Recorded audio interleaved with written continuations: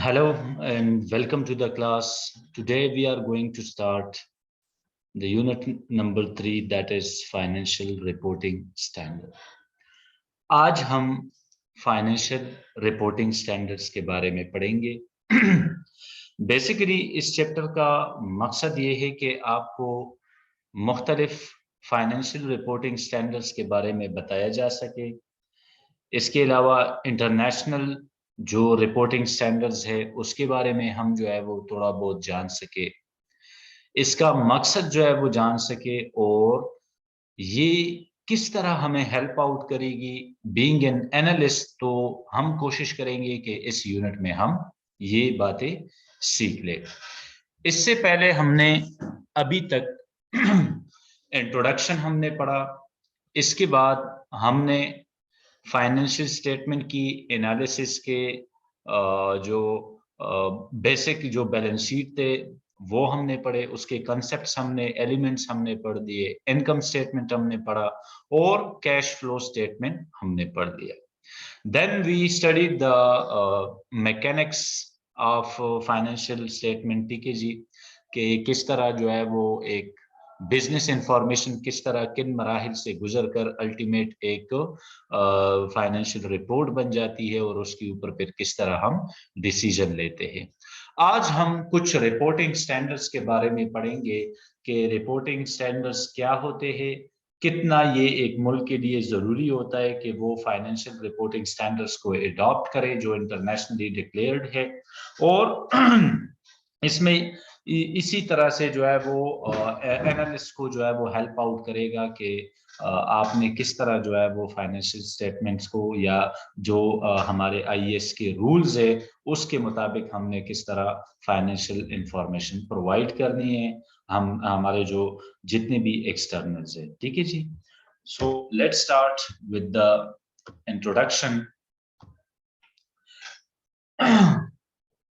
Here in introduction, financial reporting standard provide principles for preparing financial reports and determine the type and amount of information that must be provided to user of financial statement, including investor and creditors. Financial reporting standards क्या करता है? Basically जी आपको वो तमाम principles जो है वो बताता है कि जिनकी जरूरत आपको पेश होती है किसी भी फाइनेंशियल रिपोर्ट को तैयार करने में। ये आपको लिमिट भी बताती है, आपको एक्सटेंट बताती है कि अप टू हाउ मच या कितनी इंफॉर्मेशन जो है वो रिक्वायर्ड होती है किसी फाइनेंशियल रिपोर्ट को डिस्क्लोज करने में। और यही फाइनेंशियल इंफॉर्मेशन किन के लिए जो है वो रिक्वायर्ड होती है। फॉर एग्जांपल वो आपका इन्वेस्टर हो सकता है, आपका क्रेडिटर हो सकता है। अब ये प्रिंसिपल्स, ये रूल्स, रेगुलेशन ये क्यों हमें बताए जाते हैं? ताकि यूनिफॉर्मिटी जो है वो आ जाए। जितने भी हमारे फाइनेंशियल स्टेटमेंट्स है, अगर तो फाइनेंशियल जो जो प्रिंसिपल हमें बताए जाते हैं, जो स्टैंडर्ड्स जो बताए जाते हैं या जब हम रिपोर्ट करते हैं, तो उस प्रिंसिपल को जब हम इस्तेमाल करके कोई भी फाइनेंशियल रिपोर्ट हम तैयार करते तो उसको पढ़ना इजी होता है। और इन फाइनेंशियल रेगुलरिटीज की जो आगे हम पढ़ेंगे भी, इनका यही मकसद होता है कि ऐसे presented documents, presented financial statement बनाए जाए कि उससे कोई भी इन्वेस्टर, कोई भी क्रेडिटर क्या कर सके, इंफॉर्मेटिव डिसीजन जो है वो ले सके या डिसीजन मेकिंग जो है वो उससे आसान, ठीक है।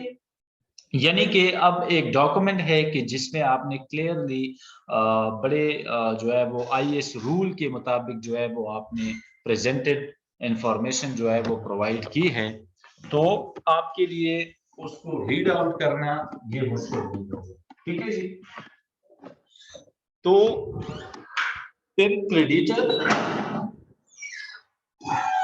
और जितने भी आपके इन्वेस्टर्स होते हैं उनको पता लगता है कि कंपनी की फाइनेंशियल पोजीशन क्या है, इनके एसेट किस साइड पे जा रहे हैं, इनकी लायबिलिटीज क्या है, और साथ में ये भी आप उससे रीड कर सकते हैं कि इनकी लिक्विडेशन जो है वो किस तरह जा रही है। और सॉरी, थोड़ी सी डिस्टर्बेंस हो गई थी, तो अच्छा, तो यहाँ पे प्रिंसिपल्स और रूल्स आपको बताए जाते हैं for what, in order to make decisions. ये यूनिट जो है वो सारा का सारा फ्रेमवर्क और प्रिंसिपल के ऊपर बेस करता है कि किस तरह एक IFRS के किस तरह जो है वो फ्रेमवर्क या स्टैंडर्ड्स है, इसी तरह से गैप के किस तरह स्टैंडर्ड्स है, ठीक है जी। लेकिन अब being an analyst, financial reporting standards की क्या अहमियत है? तो फाइनेंशियल स्टैंडर्ड की अहमियत कुछ इस तरह है कि एक अकाउंटेंट है वो सिर्फ और सिर्फ इसका रिस्पॉन्सिबल है कि वो अकाउंटिंग एंट्रीज को दर्ज करे या फाइनेंशियल इंफॉर्मेशन को क्या करे, फुली जो है वो डिस्क्लोज करे। लेकिन जब एक एनालिस्ट उसको देखता है, उसको असिस करता है या उसकी वैल्यूएशन अगर करता है, तो उसको हर एक एंट्री का, हर एक रिपोर्टिंग स्टैंडर्ड का पता होना चाहिए, तो तभी वो एक वाइज या एक स्ट्रेटेजिक जो है वो टाइप ऑफ वैल्यूएशन कंडक्ट कर सकता है, अदरवाइज वो नहीं चल सकता, ठीक है जी। Coming toward the next slide, that is objective of financial reporting. Now, what is the objective of financial reporting? क्या मकसद जो है वो होता है? फाइनेंशियल रिपोर्टिंग का मकसद सिर्फ और सिर्फ जो है वो क्या है कि फाइनेंशियल इंफॉर्मेशन देना। किन को देना? जो हमारे पोटेंशियल इन्वेस्टर है, जो हमारे लेंडर्स है या हमारे क्रेडिटर्स है। क्योंकि हमारे अकाउंट्स में यही पार्टी जो है वो इंटरेस्टेड होती है, तो इसलिए हम या जो फाइनेंशियल जो इंटरनेशनल बॉडीज है, ये इसीलिए आपको इन्फोर्स करती है कि आप इन स्टैंडर्ड्स को फॉलो करें, ताकि इन पार्टीज के लिए जो है वो आसानी हो, ताकि वो डिसीजन मेकिंग जो है वो कर सके। अब वो पार्टीज देखिए, इन्वेस्टर है। इन्वेस्टर क्यों है? क्योंकि वो बाय, सेल या होल्ड। अब फॉर एग्जांपल एक बंदा है जो कि इन्वेस्टर है, उसने शेयर्स खरीदे हैं किसी भी कंपनी के, तो वो आपके फाइनेंशियल रिपोर्ट्स में इसलिए भी जो है वो दिलचस्पी लेगा कि उसको पता हो कि कब मैंने बाय करना है, किस पॉइंट पे मैंने बाय करना है, किस पॉइंट पे मैंने सेल करना है, और किस टाइम पे मैंने अपने शेयर्स को या सिक्योरिटीज को होल्ड करना है। तो ये उसको हेल्प आउट करेगा, ठीक है जी। और फाइनेंशियल रेगुलेटरी अथॉरिटीज इन्हीं चीजों को जो है वो इंश्योर करती है, ताकि इन पार्टीज के लिए आसानी हो डिसीजन मेकिंग, ठीक है जी। यहाँ पे यही लिखा है कि those decisions involve buying, selling or holding equity in debt instrument and providing or sitting loans in other form of credit. Similarly, नीचे अगर आप lenders को देखें, lenders and other creditors, they are interested to lend or not amount in terms, यानी कि अब ये company जिनकी फाइनेंशियल रिपोर्ट जो है वो आ गई है, उसको पता लग गया कि फाइनेंशियल पोजीशन जो है वो किसी भी फर्म की साउंड नहीं है या साउंड है, तो क्या हो सकता है, वो इस पोजीशन में होते हैं कि either we should provide the credit to the company और नॉट, या जो है वो what will be the amount, what will be the terms and condition, और इसी तरह से ये फिर डिसाइड कर सकते हैं कि क्या नौयत होनी चाहिए, क्या शराइत और ज़वाबित होनी चाहिए, क्या हमारी कंपनी को, इंस्टीट्यूट को चाहिए कि वो इनके लोन्स को जो है वो ग्रांट या लोन जो है वो उसको दे सके, ठीक है जी। तो इसी तरह से ऑब्जेक्टिव आपका सिर्फ और सिर्फ एक ही हो सकता है कि जो कि बड़ा इंपॉर्टेंट है इन्वेस्टर, लेंडर और क्रेडिटर के लिए, ठीक है जी। क्यों इंपॉर्टेंट है? ताकि ये एग्जिस्टिंग जितने भी हमारे पार्टीज है वो इसमें इसको पढ़ के, इसको देख के फाइनेंशियल पोजीशन इनको क्लियर हो जाए और उसी के मुताबिक वो लोग डिसीजन ले सके। ठीक है जी। Topic number 3 is standard setting bodies and regulatory authorities. A distinction must be made between standard setting bodies and regulatory authorities. याद रखें, स्टैंडर्ड सेटिंग बॉडीज और आपकी रेगुलेटरी अथॉरिटी ये दोनों एक नहीं होते, इसमें फर्क जो है वो है। जैसे कि आपकी स्टैंडर्ड बॉडीज IASB है और FASB international accounting standard board, और इसी तरह से ये दूसरे are typically private sector self-regulated organization with board members. अगर इनको आप देखें IASB और FASB, इनकी स्ट्रक्चर को आप देखें, so these are independent and self-regulatory organization. ये स्टैंडर्ड्स बनाते हैं, इनके पास एक्सपर्ट लोग होते हैं, मेंबर्स होते हैं, जिनसे उन्होंने एक बोर्ड बनाया होता है जिसमें पूरी एक टीम जो है वो बैठती है और रेगुलेटरी अथॉरिटीज जो है वो स्टैंडर्ड्स जो है वो बनाते हैं। The requirement to prepare financial report in accordance with specified accounting standards is the responsibility of regulatory authorities.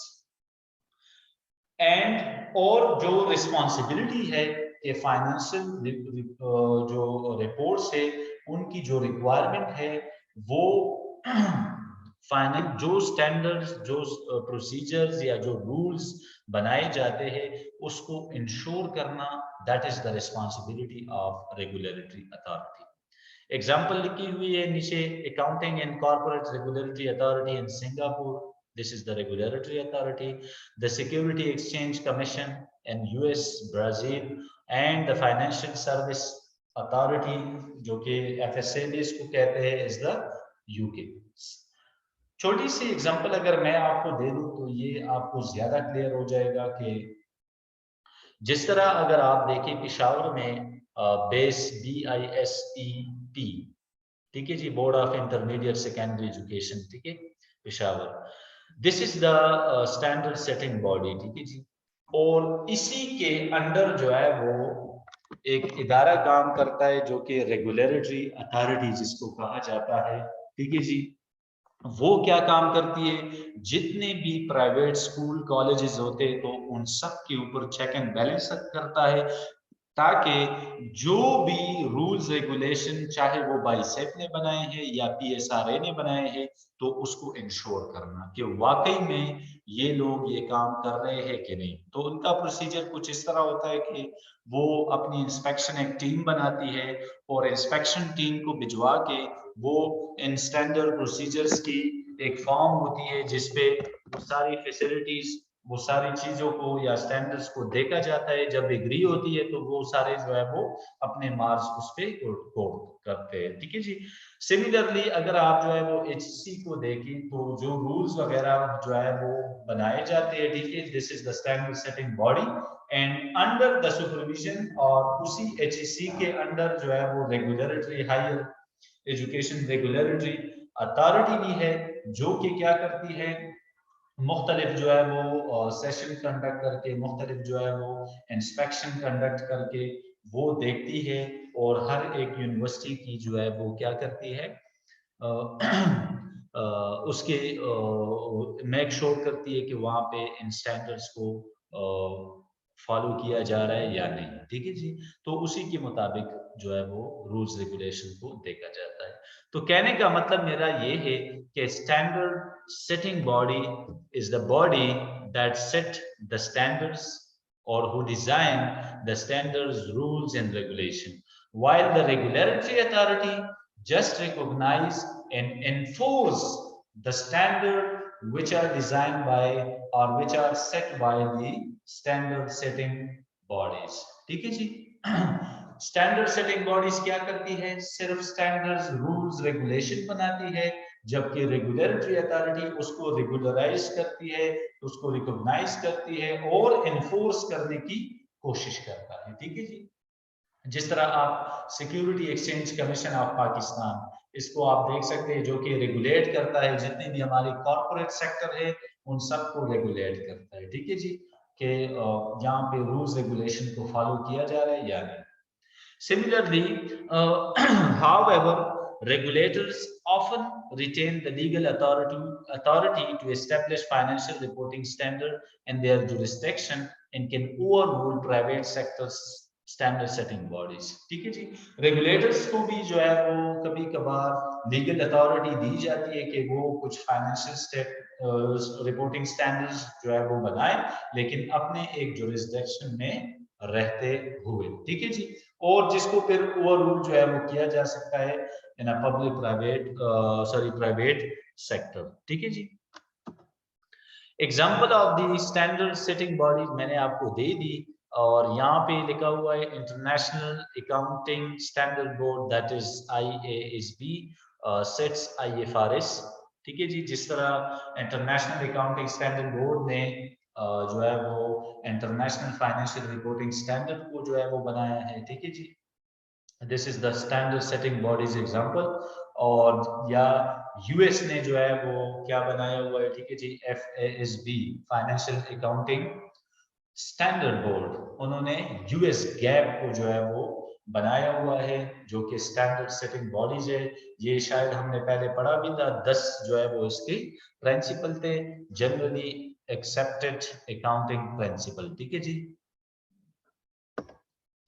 Now come toward the example of regulatory authorities, जो कि मुख्तलिफ countries है जिनके मुख्तलिफ regulatory authorities है, ठीक है जी। Country, this is showing the country, while this section regulatory authority with primary responsibility for securities regulation in the country, ठीक है जी।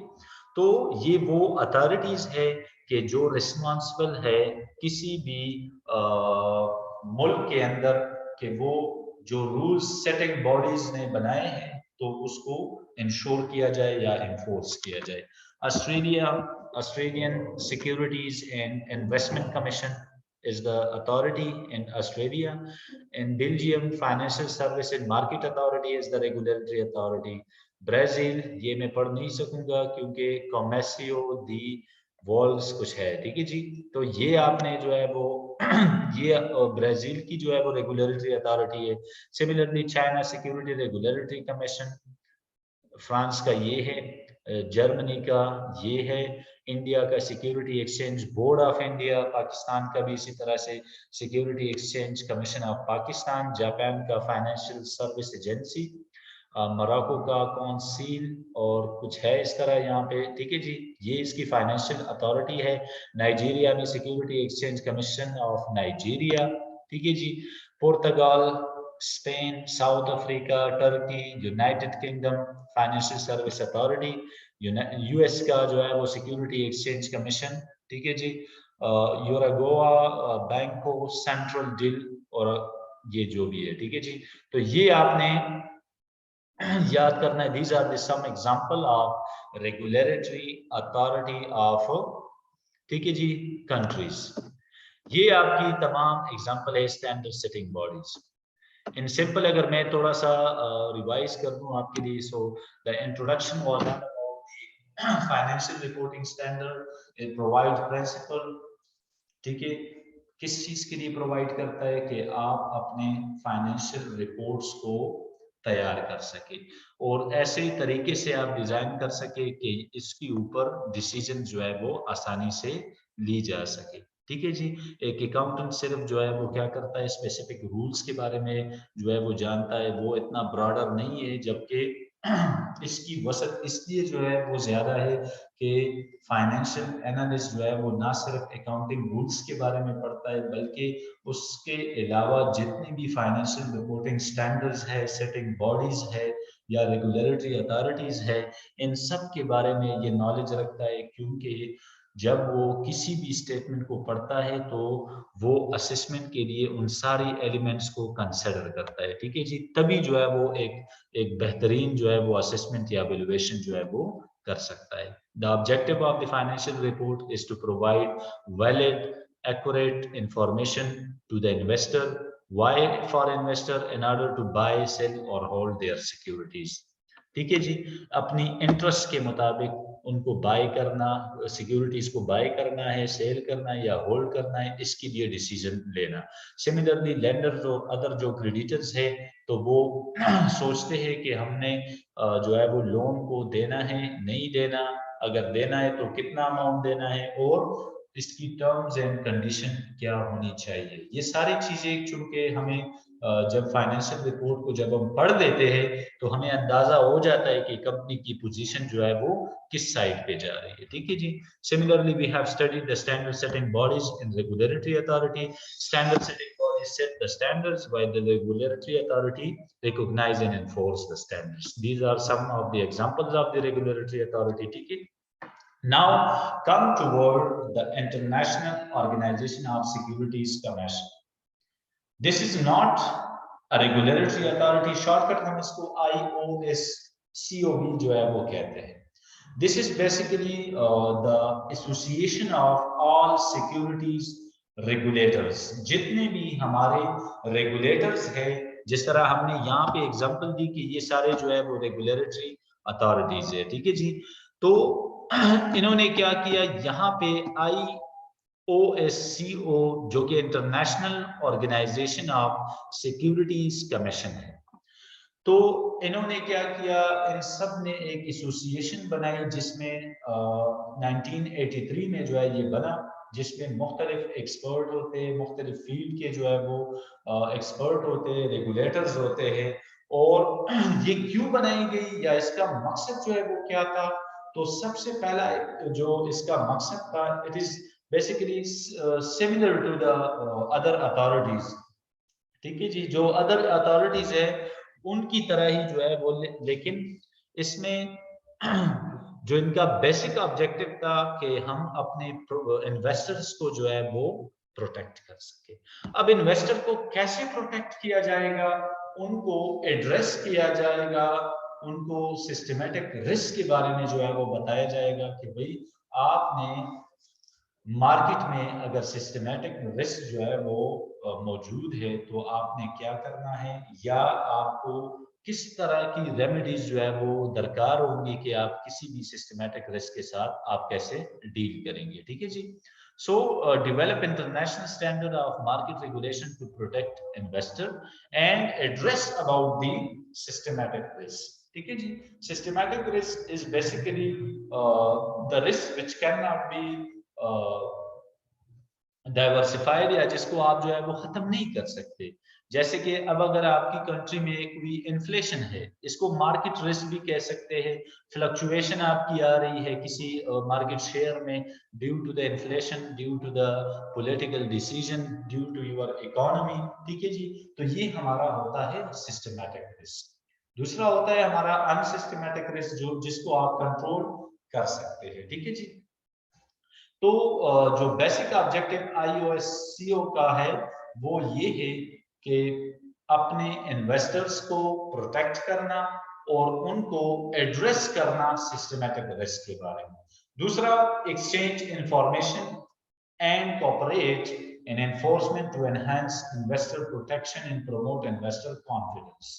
सिमिलरली एक्सचेंज इंफॉर्मेशन, जो इंफॉर्मेशन है इनके पास उनको एक्सचेंज करना, उनको जो है वो डिस्क्लोज करना, ताकि इन्वेस्टर्स के कॉन्फिडेंस जो है वो क्या हो, बढ़े और वो जो है वो इंटरेस्ट ले इस चीज में। यानी कि जब तक आप अपने इन्वेस्टर को इंफॉर्मेशन नहीं देंगे तब तक वो कॉन्फिडेंस उसका बिल्ड नहीं होता। तो the second objective of the IOSCO is to exchange information in order to gain or to build the investor confidence.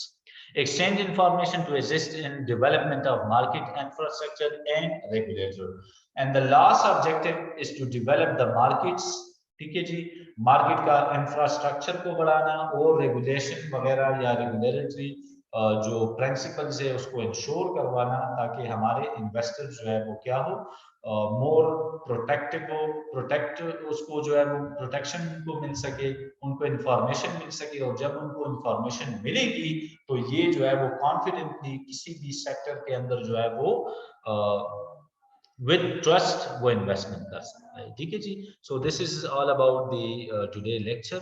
और बाकी इंशाल्लाह इज द IFRS जो कि इम्पोर्टेंट टॉपिक है, इसके ऊपर एक नेक्स्ट वीडियो में मिलते हैं। Thank you so much.